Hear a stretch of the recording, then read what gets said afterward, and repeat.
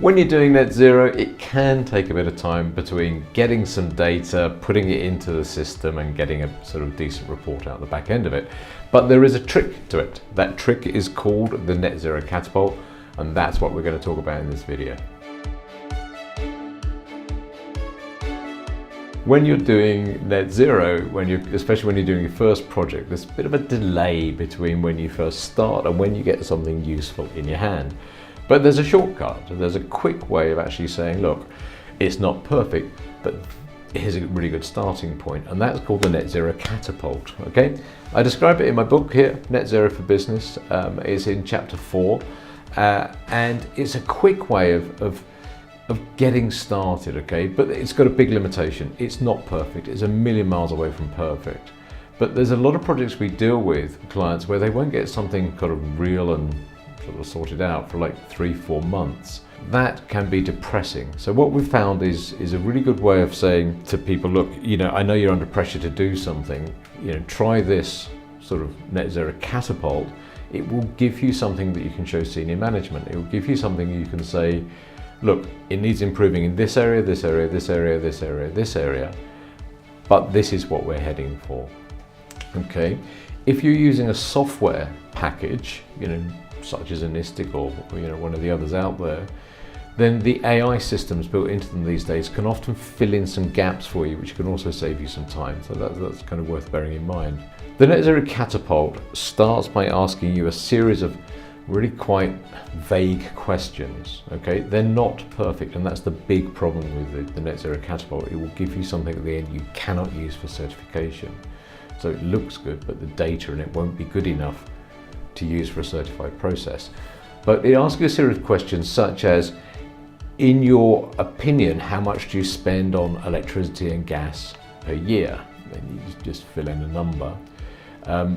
So not based off bills, but based off what you kind of think it. For example, it's around about £12,000, or it's around about £9,000.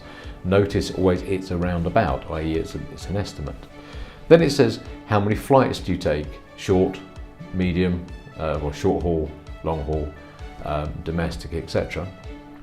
And it uses that information to make some estimates about how much carbon they emit based on kind of averages. Again, when you do certification, you need to go back over that section again and actually fill in some real sort of flights. Then it asks you about deliveries, both deliveries you receive and deliveries you make, the number and kind of broadly what are they. And again, it uses industry average figures to say, well, look, broadly speaking, it's probably going to be this and this.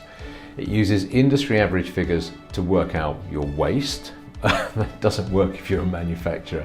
So if you've got like great big piles of waste sitting outside your factory, that's not going to cut it, but for most people it's okay. Then it uses the type of industry you're in and your approximate size to estimate, again using, if you've got a good one, using the AI systems that are built into the software to actually estimate how much you purchase and what the carbon emissions of what your supply chain are. It puts that all together. It uses AI to suggest some projects for you that you think, well, do you know what, that one, that one, that one, and that one, are going to be suitable for you. So it gives you a small list of projects and say, well, I probably think these are the sort of things you will probably get on with. And it produces a rough and ready document. It produces a document actually that looks nice, but and I know the data in it is not good enough for certification. So that process gives you something. It gives you a document. You can look at it and go, that's what we're heading for. You then must go back over each of those sections and fill in the data properly before you go through certification. But it's a great way to say to senior management, look, this is what we're doing, this is what we're heading for, this is a rough draft of what we're doing, and it's going to take me a bit of time now to go through and sort of plug the gaps where the data's can be improved. So there you go. I hope that was useful. That's Net Zero Catapult for you. I recommend you have a go. The whole thing from start to end is maybe an hour of time. If you've got yourself you will need a decent bit of software to do that for you. But it will take about an hour time, and it really is a sort of I don't know, give you some hope and some confidence that you're heading in the right direction. Okay, so the Net Zero Catapult, have a go at it. If you want some details, there's again Net Zero for Business, which is available on Amazon. And if you want to give it, a review, if you like the book, then that would be just fantastic. It's a new out, and so we haven't got many reviews up there. So we're trying to say to people, look, please review it and let us know what you think. But that's Net Zero Catapult. That's the book, and I hope that was useful. And I'll see you next time.